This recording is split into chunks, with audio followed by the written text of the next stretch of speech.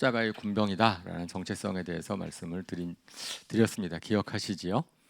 십자가의 군병으로서 출정식을 했다라고 볼 수 있는데, 오늘은 그래서 영적 전투의 두 번째 말씀으로 느헤미야의 승리라는 제목을 가지고 말씀을 전하겠습니다.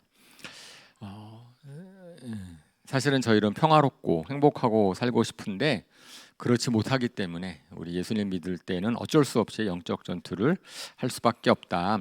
그 말씀을 살펴보았습니다. 성경 말씀 요한복음 10장 10절에서 11절에 이렇게 쓰여 있죠. 우리 같이 한번 읽어볼까요? 시작. 도둑은 다만 훔치고 죽이고 파괴하려고 오는 것뿐이다. 나는 양들이 생명을 얻고 또 더 넘치게 얻게 하려고 왔다. 나는 선한 목자이다.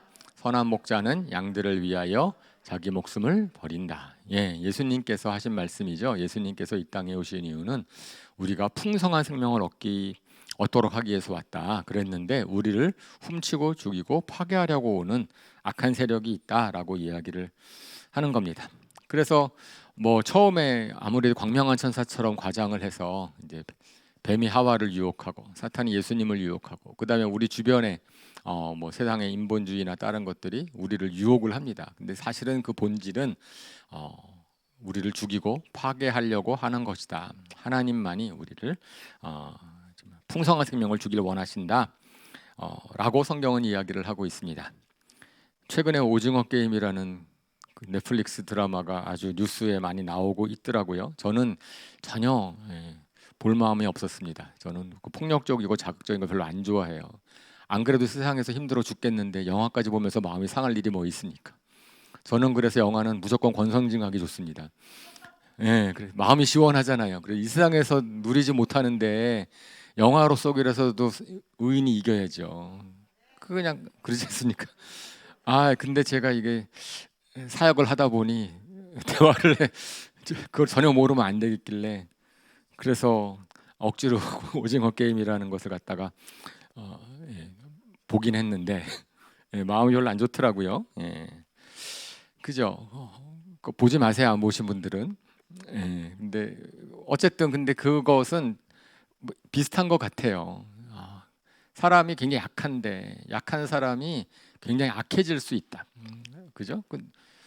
굉장히 악해지는 거죠. 근데 거기에 또 자발적으로 참여하는 그 모습. 근데 사실은 그 사람들보다도 문제는 그 세팅을 만든 사람들이잖아요. 그러니까 저는 이것이 사탄의 권세 속에서 사람들이 어떻게 저렇게 살아가고 있는지를 비유적으로 보여주고 있는 것이다라고 그렇게 해석을 하게 되었습니다. 그렇습니다. 그런 상황 가운데서 그 드라마가 마음에 안 드는 것은 아직 선이 이기지 않잖아요. 그 일은 계속되고 있잖아요. 근데 우리 성경에서의 우리 하나님은 그 상황을 구원하시기 위해서 예수님을 보내셔서, 그래서 우리의 죄를 용서해 주심으로 말미암아서 하나님과의 관계가 회복되게 하시고, 그 다음에는 예수를 믿은 다음에도 계속 죄를 지으니까 성령님을 보내주셔서 죄를 이기게, 죄의 권세로부터 이기게 하시고, 나아가서는 이제는 그러한 좋은 영향력, 사람들을 갖다가 구원해 주시기 위해서 세상으로 파견하는 이제 그러한 사명으로 우리를 부르셨다라고 성경은 이야기를 합니다. 그렇죠. 사탄이 계속해서 우리를 불행하게 만드는데 우리가 수비만 해서는 되지 않으니까, 그래서 이제 우리가 이거 수비만 하는 것이 아니고 적극적으로 공격을 해서 우리가 평화와 자유와 기쁨을 쟁취해야 되겠다라고 하는 겁니다. 그리고 영적 전투에 참전만 하면 승리는 보장되어 있다고 성경은 이야기를 합니다. 왜냐하면 하나님이 싸우시는 전쟁이기 때문에, 우리의 힘으로 싸우는 전쟁이 아니기 때문에. 그래서 그것을 갖다가 이스라엘 역사를 통해서 보여줬어요. 구약에 하나님께서, 구약 성경이 이스라엘 역사인데 거기에서 하나님을 의지하면은 이기고 하나님을 떠나버리고 자기 마음대로 살려고 하면 지는 그런 패턴이 계속해서 반복을 합니다. 그것이 바로 이제 영적 전투에서의 승리는 우리 하나님을 얼마나 우리가 순종하는가에 달려 있다라는 것을 우리에게 교훈으로 주는 거죠. 그래서 오늘은 그 사건 중에 하나인 느헤미야라는 분에 의해서 벌어진 영적 전투를 통하여서 우리가 영적 전투는 어떻게 하는 것이구나라는 것을 살펴보았으면 좋겠습니다. 우리 성경 통독을 하면서 느헤미야서를 읽었을 때 제가 좀 많이 감동을 받았어요. 제가 좋아하는 분이기도 하고 이 분이 이제 어떻게 이제 그 일을 담당했는지, 그리고 영적 전투, 자기의 영적 전투를 어떻게 수행했는지 저희가 같이 은혜를 나누기를 원합니다. 아마 느헤미야라는 분 낯선 분도 있을 겁니다. 성경 아주 유명한 뭐 다윗, 아브라함 이런 분이 아니니까 느헤미야라는 분에 대해서 잘 모르는 분이 계실 터인데, 느헤미야는 이스라엘이 망한 다음에 바벨론 포로로 생활하고 있었을 때에 사셨던 분이죠. 망한 뒤 이미 한참 전의 이야기입니다. 그죠? BC 580년, 590년, 586년에 망했는데, 근데 느헤미야는 거의 BC 440년대 사람이니까 거의 한 100몇 년 후의 사람이니까 뭐 잘 알려져 있지도 않죠. 그 느헤미야서는 말라기서와 같이 구약에서 가장 마지막에 쓰여진 책이라고 알려진 책입니다.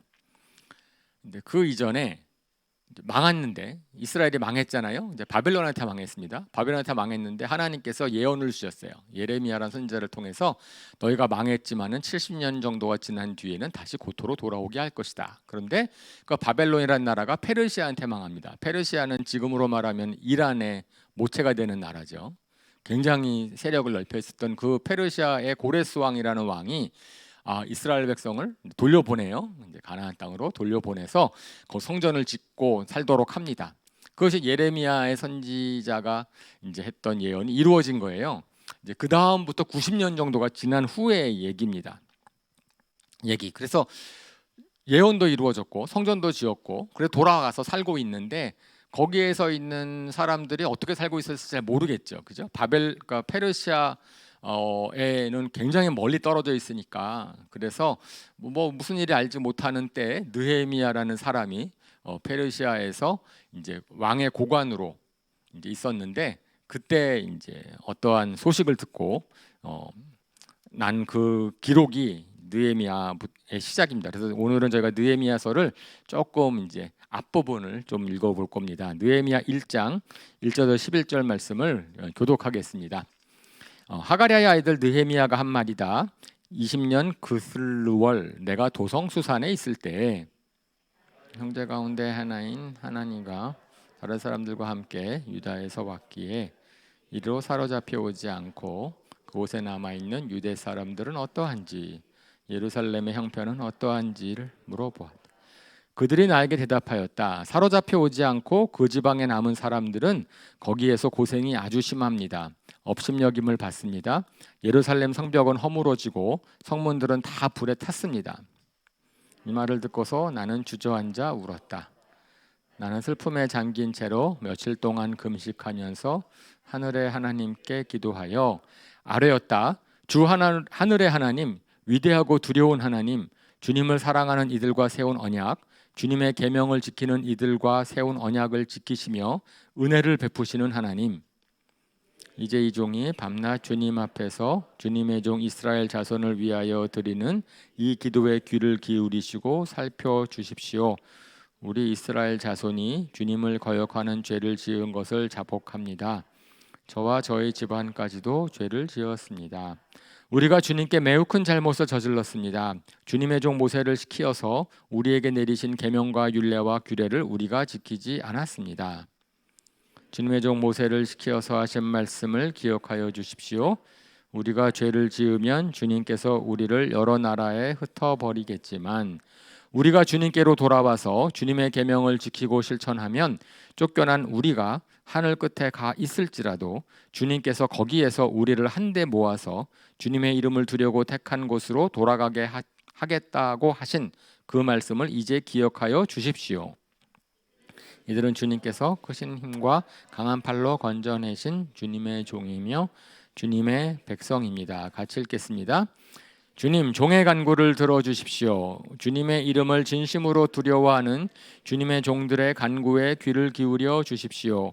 이제 주님의 종이 하는 모든 일을 형통하게 하여 주시고 왕에게 자비를 입게 하여 주십시오. 그때 나는 왕에게 술잔을 받들어 올리는 일을 맡아보고 있었다. 네, 11절에 말씀한 것처럼 느헤미야라는 사람은 왕에게 술잔을 맡아 올리는 일을 맡아보고 있는 술따르는 관원이었습니다. 그러니까 왕이 그 당시에는 독살이 위험성 향상이 있었기 때문에 굉장히 믿을 만한 사람만 술 따르는 관원의 위치에 둡니다. 그래서 왕의 총애를 받고 있었던 사람이지요. 그런 잘 살았을 겁니다. 잘 살고 왕궁에서 있었으니까 편하게 살았을 터인데 이 느헤미야라는 사람이 소식을 하나 듣습니다. 자기 형제 하나니라는 사람으로부터 듣는데 예루살렘 성벽이 허물어지고 불탔다. 그곳에 있는 사람들이 수모를 당하고 있다라는 소식을 듣습니다. 아마 그곳에 올해 다 돌아온 사람들이 뭘 잘해보려고 애를 썼을 터인데 그래도 모든 대적들 이방인들이랑 섞여 살고 있었기 때문에 이방인들이 계속해서 이스라엘 사람들을 갖다가 세력을 얻는 것을 방해하고 힘들게 하고 있었다라는 이야기겠죠. 그 자기는 1400km가 떨어져 있는 먼 곳에 있는 곳이에요. 편하게 살고 있었습니다. 편하게 살고 있는 그 느헤미야의 마음속에 갑자기 애통하는 마음이 들었어요. 형제로부터 소식을 듣고선 아주 애통했어요. 왜 애통했습니까? 자기 상관은 관계없는 일 아닙니까? 자기는 1400km 떨어져 있고 자기는 편하게 잘 살고 있고 그리고 뭐 문제 하나도 없을 터인데 그런데 그 멀리 떨어져 있는 자기 본토의 소식을 듣고 굉장히 애통하는 마음을 가졌어요.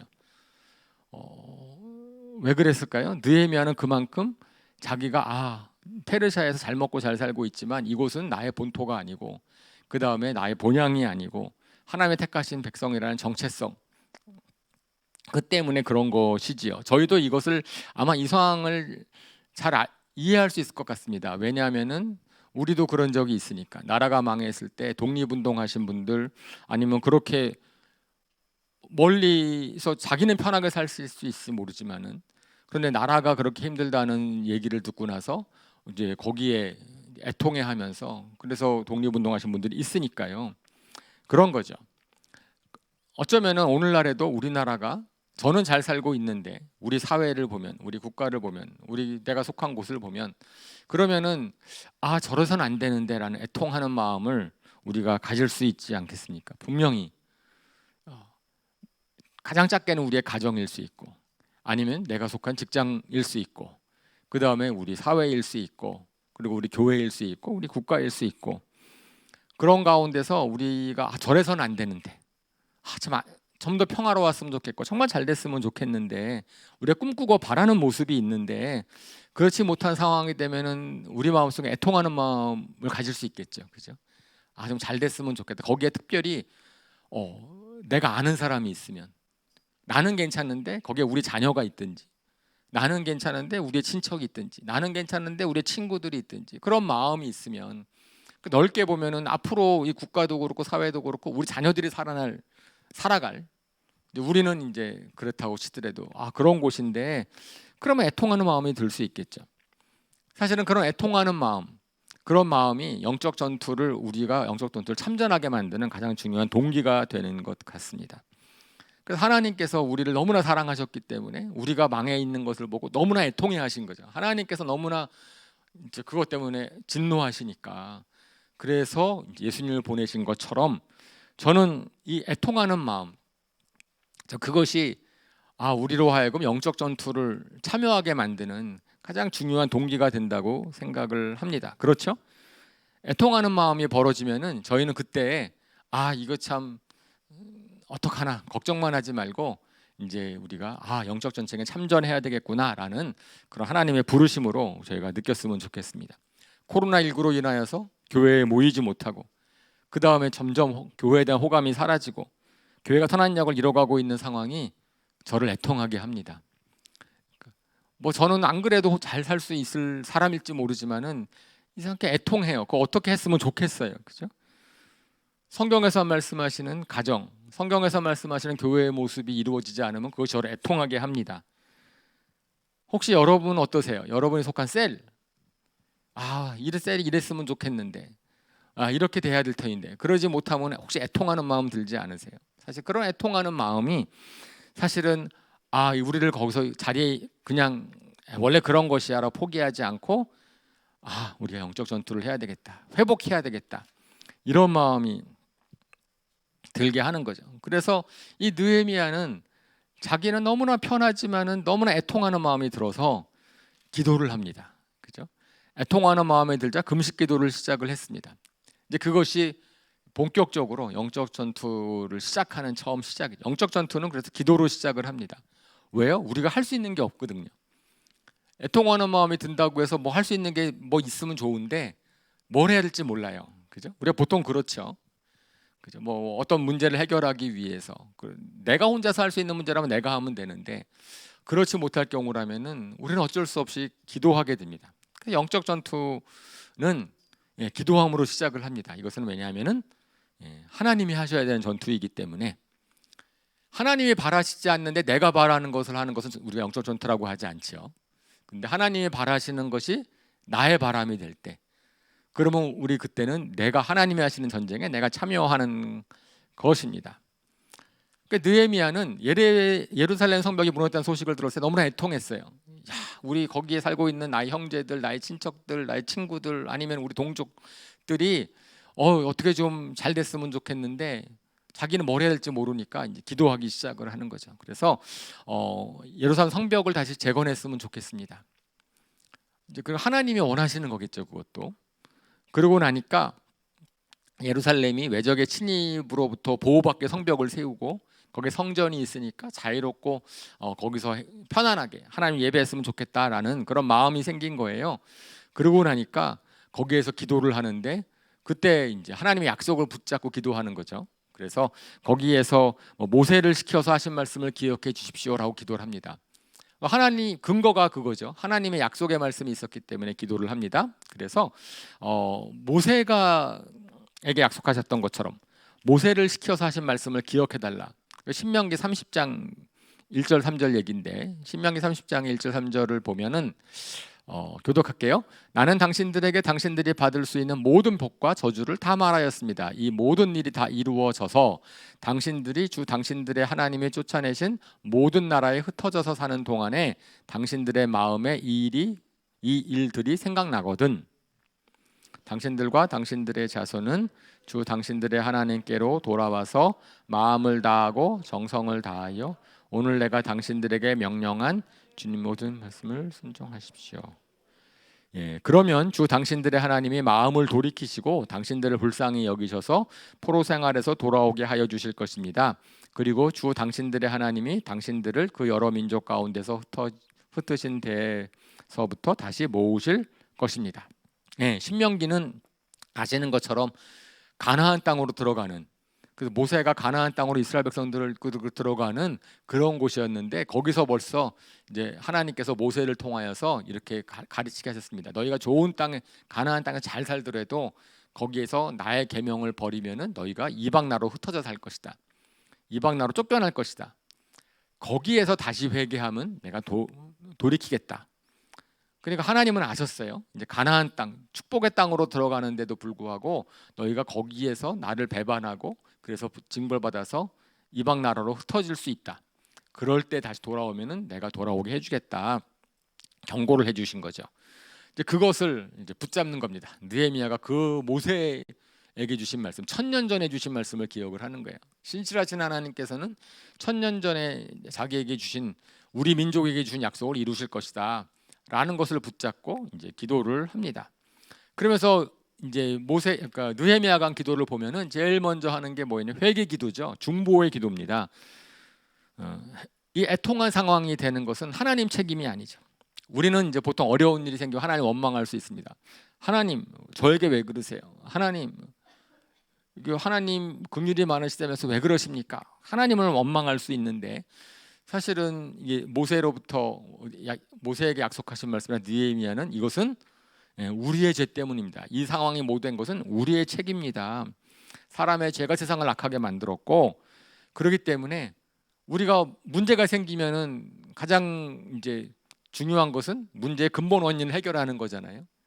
근본 원인이 죄이기 때문에 당연히 죄를 회개하는 것부터 시작하는 게 맞죠. 우리가 어떤 상황이 있든지 간에 그 상황을 만든 것은 그 죄이니까 항상 영적 전투의 회복, 거기서 시작할 때는 회개 기도로부터 시작하는 것이 맞습니다. 그래서 우리가 느헤미야가 회개를 합니다. 그런데 자기 죄라 그래요. 느헤미야가 무슨 잘못한 거 아닌 것 같은데, 근데 우리의 죄, 저의 죄, 저와 집안까지 죄를 졌습니다라고 얘기를 합니다. 그것은 중보기도할 때 우리가 중보기도하는 대상이 이것은 내 문제로 나로 여기는 거죠. 우리 예수님이 그러셨잖아요. 예수님께서 중보자로 오셔서 그분은 죄가 하나도 없으시지만은 우리의 죄를 다 짊어지시고 그 다음에 돌아가셨으니까 진정한 중보자가 되셨죠. 그러니까 느헤미야가 이제 영적 전투에 참여를 할 때 나는 의롭고 저들은 죄인이니까 저들을 구원하고 이렇게 아니고 같이 이것은 우리의 죄입니다. 저의 문제고 우리의 문제입니다. 주님 도와주십시오라고 이제 기도를 하는 거죠. 그런데 그리고 이제 그 문제를 나서면서 계속해서 하나님의 성품에 의지합니다. 하나님은 긍휼이 많으시고 신실하시고 약속하신 바 이루어 주십시오라고 기도를 하죠. 간절하게 기도를 합니다. 얼마나 오래 기도를 하는 게 맞을까요? 이렇게 우리가 문제가 생겼어요. 우리가 참 애통하는 마음이 생겼어요. 그래가지고선 막 가정을 위해서 기도하고 직장을 위해서 기도하고 사회를 위해서 기도하고 국가를 위해서 기도하고 그러면 문제가 해결될 때까지 기도하면 평생 기도만 할 겁니다. 왜? 문제는 그렇게 쉽게 해결되지 않으니까. 그럼 언제까지 기도하는 게 맞을까요? 얼마나 이거는 기도해야 됩니까? 40일이면 충분합니까? 40일 기도 많이 하는데 일주일 작정하고 기도하면 충분합니까? 그런데 저는 이제 이 느헤미야의 기도를 보면서 거기에 이제 4절에 며칠 동안 기도했다라고 기록하고 있는데 저는 그래서 이 기도의 클라이막스가 11절이라고 생각을 합니다. 느헤미야 기도에 드는 11절 기도를 다시 보면 거기 이렇게 되어 있죠. 주님이 종이 하는 모든 일을 형통케 하시고 왕에게 자비를 입게 하여 주십시오. 사실 느헤미야는 기도를 하면서 자신이 해야 될 일을 깨달은 겁니다. 자신이 해야 될 일을. 사실은 기도는 언제까지 합니까? 우리가 기도를 막 할 때 그 문제 자체가 해결될 때까지 기도하기에는 언제 될지 모르지만은 하나님의 응답이 올 때까지 기도하는 거죠. 하나님이 여기서 하나님 뭐라고 얘기하시는구나. 하나님 내가 이렇게 기도를 했는데 하나님이 뭐라고 하시는구나를 깨닫게 되는 겁니다. 그런 경험 없지 않으세요? 우리가 기도를 하면은 막 기도하는 가운데 기도하기 전에는 생각하지 못했던 일을 생각하게 되는 것. 기도하기 전에는 내가 상상하지 못했는데 그걸 그렇게 되는 것. 새로운 눈이 열리고 새로운 할 일이 깨달아지고 생각이 바뀌는 것. 하나님의 말씀이 떠오르고 사실은 그러는 기도 응답이죠. 그런 기도 응답을 경험해 보신 분도 계실 겁니다. 그죠? 그러니까 느헤미야가 그걸 깨달은 것 같아요. 자기는 애통하는 마음으로 성벽을 이거 망가졌는데 하나님 어떻게 하셨으면 좋겠습니까? 도와주십시오라고 막 기도하다가 그러다가 이제 느헤미야가 뭘 깨달았습니까? 내가 가야 되겠구나라는 깨닫습니다. 아마 기도를 시작할 때는 예루살렘 성벽이 무너졌어. 내가 가서 그걸 세워야지. 이런 마음 절대로 안 들었을 겁니다. 자기는 술 따르는 관원이었고 그다음에 편안했고 멀고 1400km 멀리 떨어져 있고 어떻게 해결할 수 있는지 하나도 모르잖아요. 근데 기도를 계속하면서 애통하면서 기도를 하면서 하나님께서 그의 마음 가운데 소원을 주시는 거죠. 야, 너가 갈 수 있지 않겠냐? 내가 갈 수 있을까요? 하나님? 성경엔 자세히 나오지 않았지만 씨름을 했겠죠. 그런데 그 성령님께서 그의 마음 가운데 너가 돌아가서 성벽을 쌓는 일을 한번 해봐라 라는 마음을 주셨던 것 같습니다. 그래서 이제 느헤미야가 며칠 동안 기도의 결론이 뭐냐면은 하나님께 기도하는 것이 기도의 제목이 바뀌죠. 그죠? 처음에는 성벽을 이제 무너진 성벽이 사실 회복해야 되겠으니까 재건돼야 되겠으나 기도를 하다가 이제는 뭐로 바뀌었어요? 왕의 자비를 얻게 해 주십시오. 제가 하는 일을 형통케 하여 주십시오. 그러니까 기도하면서 자기 할 일이 생긴 이런 기도 응답을 경험하면 참 위로가 됩니다. 저희가 애통하는 기도의 정말 끝은 결국은 하나님께서 우리로 하여금 위로를 주시고 소망을 주시고 뭘 하도록 할 수 있는 걸 깨닫게 해주시는 것이죠. 우리 예수님께서 이제 팔복의 메시지에서 하신 약속의 말씀이 있습니다. 애통하는 자는 위로를 받을 것이다. 사실 하나님의 응답이 오면 위로가 됩니다. 뭐든지 간에. 왜냐하면 그 문제를 하나님이 알고 계시다라는 거고 나의 기도를 듣고 계시다는 거잖아요. 그러면 위로가 되는 거죠. 그 문제를 하나님께 맡길 수 있으니까. 그래서 이제는 느헤미야가 내가 돌아가야 되겠다라는 생각을 합니다. 내가 예루살렘 성벽을 쌓는데 가서 근데 그거 쉬운 일이 아니에요. 그죠? 자기가 왕의 허락을 받아야 되는 거니까 왕의 자비를 구하고. 근데 왕의 자비를 구한다 그래도 쉽지 않습니다. 왜냐하면은 이것은 자기의 편한 삶을 다 포기하는 거예요. 자기가 그냥 모른 척하면은 자기는 죽을 때까지 왕궁에서 편하게 잘 먹고 잘 살 수 있는 처지인데, 자기가 예루살렘 성벽을 쌓으러 가는 순간부터 그 다음부터는 어떻게 될지 모르는 거잖아요. 자기 포기하는 거죠. 근데 그것이 예수님을 닮은 거죠. 하늘의 모든 영광을 버리시고 이 땅에 낮은 자로 오셨을 때 나중에 십자가를 지는 그런 길을 선택하신 거잖아요. 그래서 그 느헤미야가 참전한 이 전쟁은 십자가의 군사로 참전하는 겁니다. 십자가를 지는 전쟁터로 자기가 자신을 갖다가 내어 미는 거지요. 십자가의 군병으로 참전하기를 결정하는 순간에 사실은 승리는 보장된 겁니다. 그죠? 예수님이 이 땅에 오시는 순간 이미 예수님의 승리는 보장이 되어 있는 거고, 느헤미야가 성벽을 쌓겠다고 자기가 가겠다고 결정하는 순간 성벽은 쌓여진 거예요. 이미 그것은 언제가 이루어질지는 모르지만은 하나님이 주신 말씀이고 하나님의 소원이기 때문에 될 수 있다. 그러면 기도하는 사람은 사실은 기도하는 순간이 영적 전쟁의 실체이고, 거기서 이기면은 삶에서의 문제는 다 극복할 수 있는 힘이 생긴다고 성경은 이야기를 합니다. 예수님께서 겟세마네 동산에서 열심히 씨름을 하시잖아요. 주님, 정말 저 이거 힘든데, 십자가 지는 거 쉽지 않은데 아버지 다른 피해를 피할 길을 주십시오, 이렇게 얘기를 하는데 하나님은 답이 없어요. 그러면 아버지의 뜻을 내가 순종하겠습니다, 십자가를 지겠습니다 라고, 그리고 이제 마지막 결단을 내리고선 기도를 마치십니다. 그러니까 그 다음부터는 그 다음 하루 동안에는 온갖 순환을 당하시죠. 비난당하시고 채찍 맞으시고 십자가 달려 돌아가시고. 근데 그 동안에는 갈등 한 번 없으시고 잠잠하게, 너무나 담대하게. 왜요? 그것은 이미 이기셨기 때문에, 기도의 순간에 이기셨기 때문에 삶의 모든 어려움들을 이길 수 있었던 것처럼, 저는 느헤미야도 그런 것 같아요. 느헤미야도 기도하는 과정 가운데서 성벽을 쌓으러 내가 가야 되겠다라고 결정하는 순간에 이미 이긴 겁니다. 성벽은 쌓여졌는데 실질적으로 역사를 보면 성벽을 쌓기까지의 수많은 이제 어려움들이 생기는 거예요. 그 어려움들이 생길 때 만약에 느헤미야가 이렇게 어려운 일이었어요, 하나님 너무한 거 아니에요? 나는 이렇게 헌신하고 잘하려고 하는 또 이런 어려움이 생겨요? 그랬을 때 원망하거나 좌절하거나 그런 기록이 하나도 없습니다. 왜요? 기도에서 이미 끝났거든요. 기도하는 과정 가운데서 내가 성벽을 쌓으러 가서 그럼 싸우면 내가 끝까지 순종을 하면은 그러면 성벽은 이루어질 것이라는 확신이 있었기 때문에 그러하는 거죠. 그래서 기도를 하면은요, 그럼 마음이 편해져요. 근데 마음이 편해진다고 몸이 편해지는 게 아니죠. 이제 우리가 보겠지만은 몸은 정말 힘들어졌습니다. 그죠?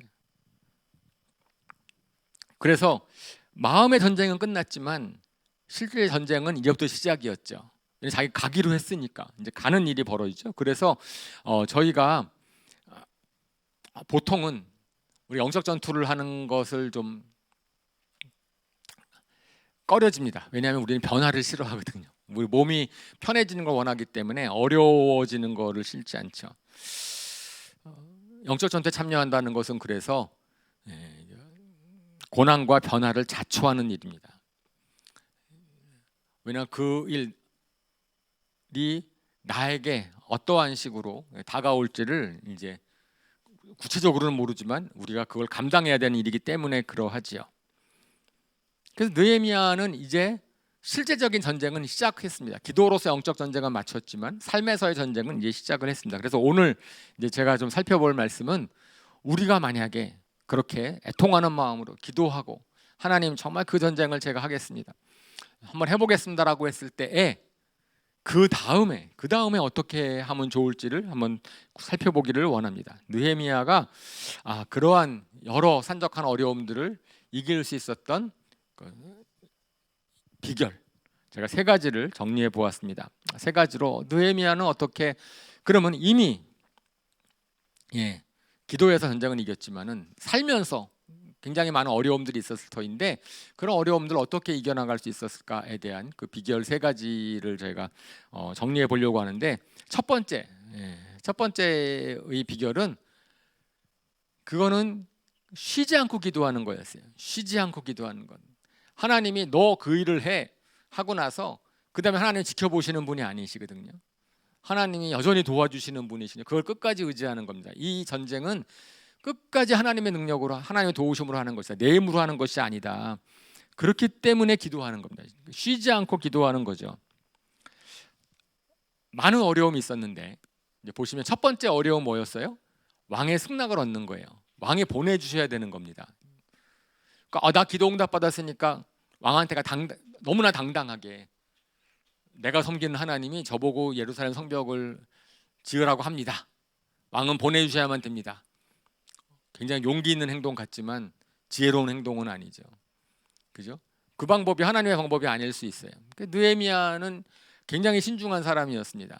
기도를 해서 딱 한 다음부터는 분별하는 거죠. 야, 그래서 기도했잖아요. 왕의 자비를 얻게 해달라고.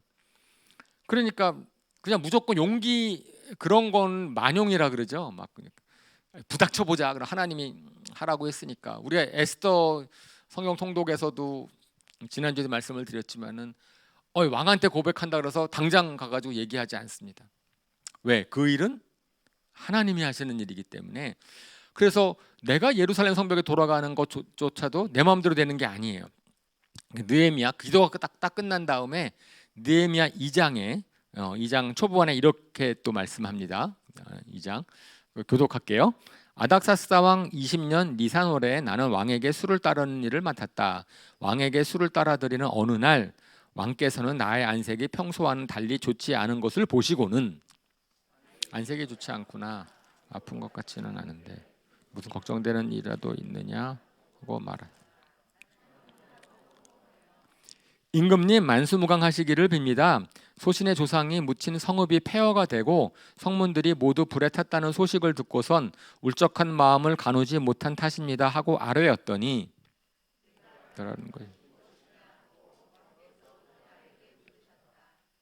하늘의 하나님께 기도를 드리고 나서 왕에게 말씀드렸다. 임금님께서 좋으시면 임금님께서 소신을 좋게 여기시면 소신의 조상이 묻혀있는 유다의 그 성읍으로 저를 보내주셔서 그 성읍을 다시 세우게 하여 주시기를 바랍니다. 그때 왕후도 왕 옆에 앉아 있었다. 왕은 그렇게 다녀오려면 얼마나 걸리겠느냐, 언제쯤 돌아올 수 있겠느냐 하고 나에게 물으셨다. 왕이 기꺼이 허락하실 것 같은 생각이 들어서 나는 얼마가 걸릴지를 말씀드렸다. 예, 그러니까 예루살렘으로 돌아가서 내가 성벽을 쌓아야 되겠구나라고 생각을 했지만 즉시 실행에 옮기지 않았습니다. 기다렸어요. 몇 달을 기다렸습니다. 하루 기다린 것도 아니고 일주일 기다린 것도 아니에요. 예, 몇 달을 그러니까 계속 근데 그 기다리는 동안에 소망을 잃어버린 것도 아니고 사명을 잃어버린 것도 아닙니다. 하나님의 때를 기다린 거죠. 하나님의 때가 아니면은 그 동안에는 계속해서 열심히 자기의 술 따르는 일을 했을 겁니다. 그런데 기도를 한 다음과 기도를 하기 전과는 다르죠. 뭐가 달라져요? 이제는 우리의 관심이 하나님의 때가 언제인지에 대해서 계속해서 민감하게 반응하기 시작을 하고 그걸 살펴보기를 원합니다. 우리의 초점이 막 이제 관심이 생기는 거예요. 다른 곳에 이제 초점을 맞추고 있으면은 좀 달라지지 않습니까, 사람이? 그죠? 내가 소중하게 여기에 뭐가 생기면은 그러면은 이제 대화를 하더라도 괜히 이상한 생각을 하고 있는 거라고 느껴지는 분 안 계세요? 너 다른 생각하고 있지? 너 요새 뭐가 그렇게 걱정이 많아? 이렇게 물어보게 되지 않습니까? 분명히 대화를 하고 평상시랑 똑같은 것 같은데 저 사람이 정신이 팔려 있는 것 같아. 그러니까 느헤미야가 정신이 팔려 있었던 거죠. 예루살렘 성벽 거기에 대해서 정신이 팔려 있으니까 왕이 깨닫습니다. 결국은 깨닫습니다. 왕이 너 안색이 왜 그러냐? 그러고 나니까 느헤미야가 황공하게 얘기했어요. 그러면서 조심스럽게 자기 마음을 털어놓는데 왕이 너 바라는 것이 무엇이냐고 딱 물어보니까 그러니까 느헤미야가 카이로스 때라는 것을 알게 됩니다. 그러니까 그때 뭐해요? 기도하는 거죠. 물어봤으면 답을 해야 되는데 성경에서는 답을 하는데 잠깐만요 하나님, 왕이셔 잠깐만요. 그래서 기도실 들어가서 기도하고 오나요? 잠깐만, 내가 꼭 기도할 때 뭐 눈 감고 고개 숙이고 손 모으고 기도한 다음에 답을 하나요? 그렇지 않았던 것 같죠, 그죠? 대화 중이니까. 하지만 마음 속에서는 느헤미야는 하나님께 기도를 했다라고 했어요. 무슨 기도를 했을까요? 그 짧은 시간 동안에 기도했다는 것은 뭐냐면은 왕이 그 말한 것이 우연이 아니다. 이건 기도응답이다. 왕의 자비를 얻을 때구나, 카이로스의 때구나, 이걸 갖다 깨달은 거죠. 그래서 하나님의 때인 것을 판별을 하고 다시 한번 하나님의 도우심을 구하는 겁니다. 내가 이 얘기를 할 터인데 다시 왕의 자비를 구할 수 있도록 해주십시오. 아마 이렇게 기도하지 않았을까요? 그러면서 이제 저를 보내주십시오라고 얘기를 하고, 그래서 잘 되는 거죠. 기도한 사람은 기도에 응답될 것을 갖다가 기다립니다. 언제인지 모르지만 그때까지 계속해서 관심을 가지고 기다리고 하나님의 도우심을 봅니다.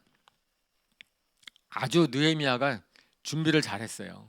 왕이 물어보니까요, 술술 얘기합니다. 저 성벽 내가 보내줄게, 이렇게 딱 나오니까 뭐가 필요한데, 그러니까 그냥 1번 친서를 써주시고요, 2번 거기에서 뭘 보내줘가지고선 제가 필요한 제목 나무도 좀 공급해달라고 얘기해 주시고요. 왕이 놀랬을 거예요. 뭐 이렇게 잘 준비가 돼 있어? 이거 내가 이런 거 물어보고 어떻게 알았어? 이런 것처럼. 그러니까 자기는 자기가 할 일을 갖다가 다 갖고 있었는데 문제는 때를 기다리는 거죠. 왕이 자비를 얻는 것. 자기가 그걸 기도했고, 그래서 기도하고 나니까 쫙 얘기를 하니까 왕이 거기에 덧붙여서 보너스를 줍니다. 그래, 내가 그러면 장교와 기병대를 보내서 너를 보호해 줄게. 그래서 첫 번째 난관을 잘 극복하고 예루살렘에 왔어요. 그래, 그 다음부터 모든 것이 순적하게 다 펼쳐진 것이 아니죠. 왜냐하면은 예루살렘 성벽을 갖다 무너뜨리고 불에 타고 했던 대적들이 있는 곳입니다. 거기에 특별히 느헤미야서에서는 산발랏이랑 도비아라는 사람 두 사람의 이름이 아주 악당의 이름으로 나오는데, 그 사람이 이제 여러 가지 방해를 합니다. 막 성벽 못 짓게 방해를 하는 거죠. 처음에는 누가 왔대, 저 사람이 온들 뭐 하겠어? 비난하죠. 그러니까 느헤미야가 또 기도를 합니다. 느헤미야 4장 4절에 또 그다음 성경, 우리의 하나님 들어주십시오. 우리가 이렇게 업심여김을 받고 있습니다. 제발 우리에게 퍼붓는 그 욕이 그들에게 되돌아가게 하여 주십시오. 그들의 노약을 당하게 하시고 남의 나라로 끌려가게 하여 주십시오. 아주 대적에 대해서 하나님께 아뢰는 거죠. 자기가 그 사람을 총독이니까, 내가 지금 페르시아에서 지금 총독의 권한을 가지고 왔으니까 그 사람 그냥 벌하면 되지 않습니까? 내가 기병대를 가지고 왔으니까, 그래서 기병대를 가지고선 무력으로 대적을 그냥 이기면 끝나는 거 아니에요? 근데 끝까지 안 그러거든요. 하나님께 원수 갚는 것을 맡깁니다. 아마 그렇게 되면은 그 산발락과 도비야 그 두 사람의 문제가 아니고 그 이방 세력들 훨씬 더 많거든요. 자기네 소수거든요. 결코 지혜롭지 않죠. 그러니까 자기의 힘의 권세를 의지하지 않고 하나님을 의지합니다. 그 기도해요. 이 문제는 내 힘으로 되는 것이 아니다라는 것에 대해서 철저하게 느헤미야는 그것을 가지고 있습니다. 처음에 말로 비방을 했는데 이제 그러니까 이제 느헤미야가 껐떡도 안 하니까, 보통은 막 이제 비방하고 욕하고 그러면 감정적이 되고 이렇게 그럴 것 같은데 안 그러니까 아주 거들떠보지도 않았어요, 느헤미야가. 그러니까 이제 이방 민족들이 그 다음 방해를 뭘 쓰냐면은 자기 편을 모읍니다. 자기 편을 모아서 예루살렘을 공격하려고 해요. 그러니까 느헤미야 4장 7절에서부터 9절 말씀을 잠깐 보면, 그때 산발락과 도비야와 아랏 사람들과 암몬 사람들과 아스돗 사람들은 예루살렘 성벽 재건이 잘 되어가고 있으며 군데군데 무너진 벽을 다시 잇기 시작하였다는 소식을 듣고서 몹시 화를 내면서 한꺼번에 예루살렘으로 올라와서 성을 치기로 함께 모의하였다. 우리를 혼란에 빠뜨리려는 것이었다. 그래서 우리는 한편으로는 우리의 하나님께 기도를 드리고 다른 한편으로는 경비병을 세워 밤낮으로 지키게 하였다. 대적들이 이제는 물리적으로 공격을 하려고 합니다. 그런데 그거의 소식을 듣고선 경비병을 세워 지키겠다고 했는데, 성경에서는 10번이나 예루살렘 공격 시도를 했는데 그 계획이 다 들통났다라고 되어 있어요. 그래서 미리 막았기 때문에 우리가 잘 방어를 할 수 있었다라고 이야기를 합니다. 성벽이 어쨌든 방비가 많이 되어져서 마지막 성문만 달면 되는 시기가 됐습니다. 성문만 달면 되는 그 시기에 대적들이 그 다음에 또 꾀를 씁니다. 꾀를 써가지고서 느헤미야랑 협상을 하자 그러는 거예요. 우리 만나서 협상을 좀 합시다 라고 이야기를 합니다. 근데 느헤미야가 그들이 협상을 하는 척하면서 자기를 해하려는 흉계가 있는 것을 알고선 거절을 해요. 그랬더니 너 왕을 모반한다 그런다 그러더라. 뭐 그러니까 우리가 어떻게 그 문제를 해결할지 협상하자.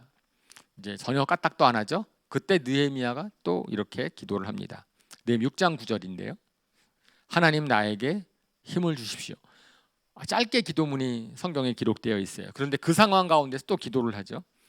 끝으로 대적들은 또 어떤 기도를 하냐, 어떻게 꾀를 쓰냐면은 예언자를 갖다가 매수를 합니다. 그러니까 하나님의 말씀을 주는 예언자, 스마일한 예언자를 통해서 이렇게 예언하게 해요. 자객들이 당신을 치러 올 테니까 성전으로 들어가서 몸을 숨기십시오.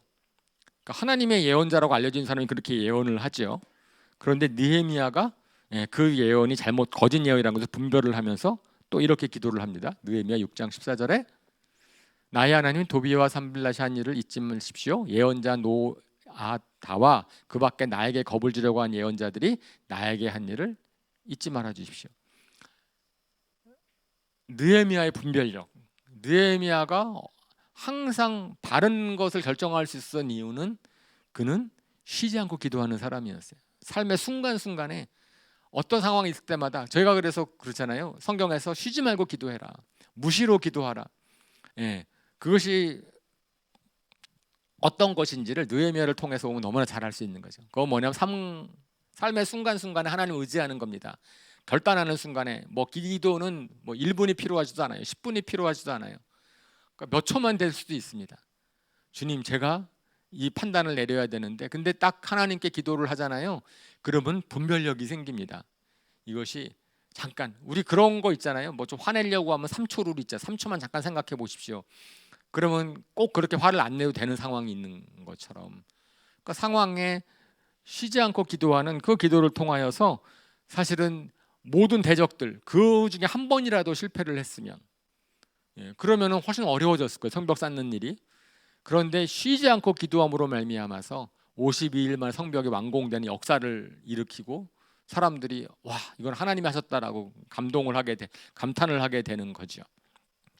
그래서 사실은 삶의 어려움을 이기는 첫 번째의 비결은 쉬지 않고 기도하는 거예요. 쉬지 않고 하나님의 도우심을 가지고 끝까지 기도하는 거면은, 그러면 우리가 내가 이런 일을 해야지 이렇게 회복시키고, 어려움이 많겠지만 그때마다 하나님을 의지하는 거죠. 근데 느헤미야는 기도만 한 게 아니에요. 난 기도만 했으니까 다 해주는 게 아니라 두 번째 비결이 있는 거죠. 두 번째 비결이 있는 것은 그것은 아주 너무나 당연한 겁니다. 자기가 해야 될 일에 최선을 다하는 그 일을 했습니다. 자기가 할 수 있는 일에는 최선을 다했어요. 하나님은 하나님이 일을 하시고 나는 나의 일을 하고, 그죠? 그러니까 대적이 우리 이제 공격하려고 했던 일을 들었어요. 그래서 대적을 공격하는 일을 들으니까 기도했다 그랬죠? 기도만 한 게 아니죠. 4장 15절에서 17절 말씀을 보면 드디어 우리의 원수들은 자기들의 음모가 우리에게 새나갔다는 것을 알게 되었다. 그들의 음모를 헛되게 하나님이 그들의 음모를 헛되게 하셨으므로 우리는 모두 성벽으로 돌아와서 저마다 하던 일을 계속하였다. 또 범인들 가운데서 반은 일을 하고 나머지 반은 창과 방패와 활과 갑옷으로 무장을 하였다. 성벽을 쌓고 있는 유다 백성 뒤에 진을 쳤다. 짐을 나르는 이들은 한 손으로는 짐을 나르고 다른 한 손으로는 무기를 잡았다. 대적이 위협이 있었기 때문에 성벽 쌓는 일이 더욱 힘들어졌습니다. 자기 젊은 애들 두 편으로 나눠서 반은 경계를 쓰고 반은 성벽을 쌓도록 했고요. 성벽을 쌓을 때는 어떻게 하라고요? 한 손에는 무기를 들고 한 손에는 짐을 나르게. 두 손으로 날라도 힘들 터인데 한 손에는 무기를 들고 한 손으로는 짐을 나누는 일을 했고, 그만큼 상황이 위중하다는 얘기죠. 상황이 위중을 얼마나 그 경계심이 됐는지, 하나님의 도우심을 구했으니까 일이 편해질 거라고 생각하면 좋을 터인데 그렇지 않았습니다. 일은 훨씬 더 어려워졌어요. 그죠? 고생하기 시작을 했습니다. 방에 적절하게 대처하고 자기 최선을 다하는 것. 우리 그렇지 않습니까? 주님의 일을 하고 뭔가 하려고 하는데 그렇다고 직장 상사가 일을 덜 주나요? 예, 뭐 학교에서 뭐 공부할 일이 줄어드나요? 그렇지 않죠. 그죠? 우리가 주님의 일을 한다고 하면은 그 세상에서 일이 전혀 줄어들지 않기 때문에 일은 두 배로 힘들어질 수 있는 거죠. 때로는 막 그럴 수 있는 건데 그걸 갖다가 해냅니다. 그죠? 제가 옛날 학생들을 보면은 막 어떤 학생이 수업 시간에 졸고 있어요. 너 왜 이렇게 조냐? 그랬더니 저 새벽기도 다녀왔어요. 그리고 제가 마음이 아픕니다. 예, 저희가 이제 기독인 학생들 기독인 모임 해가지고 잘 아는 학생인데 이제 막 그러면은 야 그러면 잠을 좀 충분히 자고 새벽기도도 하고 수업도 졸지 말아야지. 뭐 예, 뭐 예화죠. 이제 그런 거죠. 그러니까 우리가 뭐 이 일을 한다 그래가지고 저거를 소홀히 해가지고 되는 게 아니죠. 무기를 들고 성벽 쌓는 일은 결코 쉬운 일이 아니었지만, 그죠? 그 일을 해내는 것, 자기 일에 최선을 다하는 일. 우리 뭘 희생합니까? 뭘 희생하는 거냐면은 내가 해야 될 일을 희생하면 안 되죠. 내가 뭐 잠을 줄이든지, 아니면 내가 노는 거를 좀 줄이든지, 아니면 나의 취미 생활을 줄이든지, 뭔가 다른 거를 희생을 해야죠. 그죠? 이제 그렇게 최선을 다했어요. 자, 그리고 이제 그 두 번째 비결이고, 그거는 우리가 해야 되는 일에 최선을 다하는 것, 너무나 당연하지만 중요한 일입니다. 쉽지 않습니다. 결국 힘든 거예요. 이제 그럼에도 불구하고 그 일을 해내는 거죠. 문제는 그것이 영원히 되지 않는다는 것에 소망을 가지시기를 바랍니다. 성벽은 50일 만에 쌓여졌고 우리가 회복되는 것, 뭐 관계성이 회복이 되고 딱 그렇게 되면은 그 다음부터는 진정한 기쁨과 자유가 오는 거잖아요. 행복하는 게 오는 그런 소망이 있기 때문에 수고하는 거죠, 그죠? 평생 그렇게 수고만 하고 살 거다 그러면 누가 그렇게 하겠습니까? 내가 현재 수고를 해가지고선 우리 교회가 좋아지고 우리 셀이 좋아지고 내 직장 공동체가 좋아지고 우리 사회가 괜찮아진다면 그러면 그것은 수고할 만한 가치가 있는 일인 거죠. 그런 소망 때문에 우리 최선을 다합니다. 그 다음 마지막 세 번째 저는 이것이 굉장히 중요하다고 생각을 하는데 성벽 쌓는 일을 위해서는 그것은 사람들의 마음을 샀어야 됐어요. 공동체가 같이 해야 되는 겁니다. 마음을 같이 하는 사람들을 모으는 일을 했습니다. 저는 이것이 어쩌면 가장 힘든 일이었을 것 같아요. 자기가 최선을 다하는 일 자기가 할 수 있고요. 기도하는 일 자기가 스스로 할 수 있습니다. 다른 사람들의 마음을 쌓는 일 자기 마음대로 되지 않아요. 그죠? 근데 하나 성벽을 쌓기 위해서는 느헤미야 혼자서 쌓을 수 있는 일이 아니기 때문에. 근데 그 사람들이 어떤 사람들입니까? 느헤미야가 오기 전까지 그 사람네들은 아마 패배의식과 무기력감에 빠져 있었을 겁니다. 자기네 힘으로 성벽을 쌓으려고 했다가 오히려 된통 당해서 성벽에 불타고 수모를 당하고 그런 경험이 있는 사람들이에요. 또 하자 그래요, 누가? 그러면 또 다시 한번 해볼까? 이렇게 마음이 쉽게 들까요? 그 사람들이 당했었는데 패배감과 무력감에 쌓여 있었을 텐데 해보자 이렇게 얘기해가지고는요. 이것저것 해봤는데 잘 안 돼. 자포자기한 심정 가지고 있으면은 그 사람 세우기 되게 어렵잖아요. 우리가 뭐 좋은 걸 모릅니까? 우리 과정, 뭐 셀, 교회, 직장, 사회 좋은 걸 모르나요? 근데 우리가 왜 안 하죠? 처음부터 아무것도 안 한 것이 아니기 때문에 더 안 할 수 있습니다. 처음부터 아무것도 안 했더라면 그러면 한번 해보려고 하는데 뭔가 해봤는데 잘 안 되는 거예요. 그러면 안 될 거다라는 생각을 할 수 있는 거죠. 그런데 이 느헤미야가 사람들의 마음을 샀습니다. 그것을 이제 느헤미야 2장 17절 18절 이렇게 그 장면을 설명합니다. 이렇게 돌아보고 난 다음에 나는 비로소 관리들에게 말하였다. 여러분이 아는 바와 같이 우리는 지금 어려움에 빠져 있습니다. 예루살렘은 폐허가 되고 성문들은 불탔습니다. 이제 예루살렘 성벽을 다시 쌓읍시다. 남에게 이런 수모를 받는 일이 다시는 없어야 할 것입니다. 또한 나의 하나님이 선하신 손길로 나를 잘 보살펴 주신 일과 왕이 나에게 한 말을 그들에게 말하여 했다. 그랬더니 그들은 공사를 시작하겠다고 나에게 다짐하였고 힘을 내어 기꺼이 그 보람 있는 일을 시작하였다. 이 본문은 느헤미야가 처음 돌아와서 한 일입니다. 느헤미야는 처음 돌아와서 홀로 무너진 성벽을 쫙 돌아봤어요. 성벽을 어떻게 재건해야 될지, 그 다음에 상황이 어떠한 것인지를 상상해 보았겠죠. 그 다음에 이제 사람들을 모읍니다. 지도자랑 관리들을 모아서 그래서 이제 자기 얘기를 하는 거죠. 그래서 이게 필요성, 우리가 수모를 당했다. 우리가 수모를 당했다. 이건 내 문제다라고 얘기를 하고, 그다음에 무엇보다도 하나님이 자기를 어떻게 이끌어 주셨는지 간증을 합니다. 그다음에 왕의 약속을 얘기를 합니다. 그들에게 소망을 갖게 했어요. 이 일은 될 수 있는 일이다라는 힘을 주는 거죠. 왜? 하나님이 나를 부르신 일이고 왕이 도와준 일이기 때문에. 그리고 거기에 자기 간증을 했겠죠. 1400km를 떠나서 이곳에 온 열정, 자기의 헌신을 얘기를 했겠죠. 그 믿음을 얘기를 했겠죠. 사람들이 감동을 받았습니다. 감동을 받았던 것 같습니다. 그러니까 그 포기했던 마음 가운데 해보자, 자기 기꺼이 하겠다라고 하는 그런 답을 줍니다. 얼마나 기뻤을까요? 저는 아마 저런 응답이 왔을 때 이 일은 될 것이다라고 느헤미야는 다시 한번 하나님이 하시는 일이라는 것을 갖다가 깨달았을 것입니다. 모든 사람이 아니고 몇 명이라도 마음을 같이 하는 사람이 있으면 얼마나 힘이 납니까? 그죠? 뭔가 같이 한번 해봅시다. 공동체 우리가 다시 한번 잘해봅시다라고 할 때 그렇게 한번 해봅시다라고 얘기하는 사람이 있다면, 직장에서 크리스찬이 한두 명이라도 같이 있어서 우리가 우리 부서에 좀 우리 분위기를 좀 바꾸는 일에 해봅시다라고 하면 그거 얼마나 힘이 납니까? 그죠?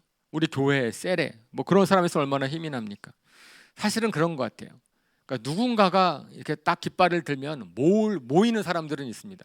깃발을 들 사람들은 좀 적은데, 사람 마음 가운데 왜냐하면 소망이 있으니까 자기는 자신은 없고, 그런데 하나님께서 한 사람에게 소원을 주시고 그 사람이 깃발을 들어서 해봅시다 라고 얘기했을 때 머뭇머뭇거리고 있었던 사람들이 모여들면은 그건 너무나 이제 힘이 되는 일이겠지요.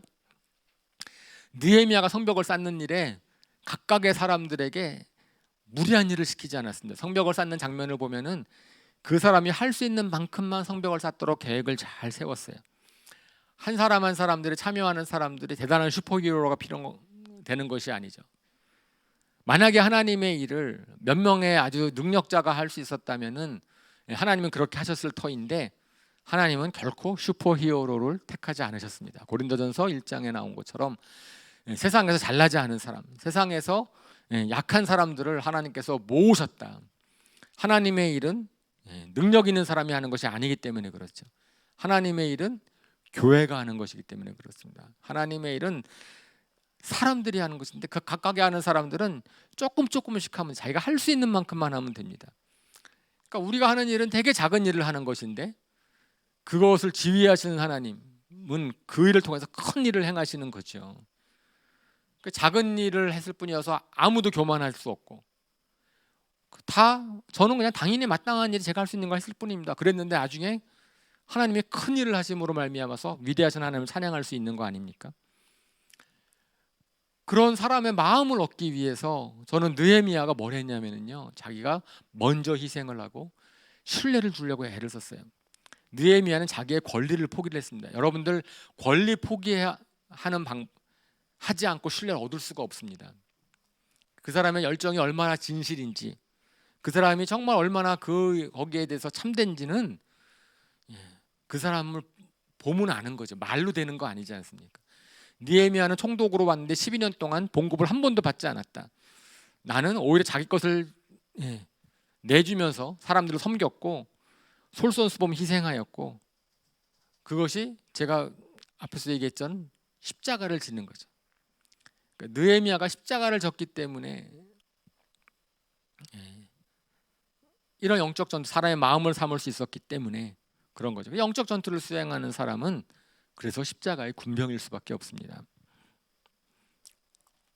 그 세 가지 비결, 그걸로 결국은 느헤미야가 사람들이 다 같이 힘을 협력해가지고서 성벽을 쌓는 일을 52일 만에 마치게 하였고, 그래서 그 사역에 대해서는 느헤미야는 승리를 했습니다.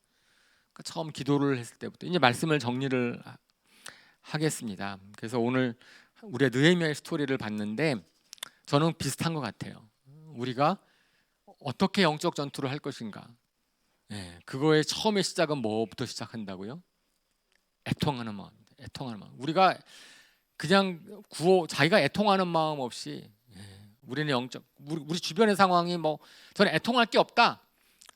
할렐루야, 찬양합시다 하나님을. 저한테 애통함을 없으신 하나님을 찬양합니다. 그래서 정말 애통할 것이 있다.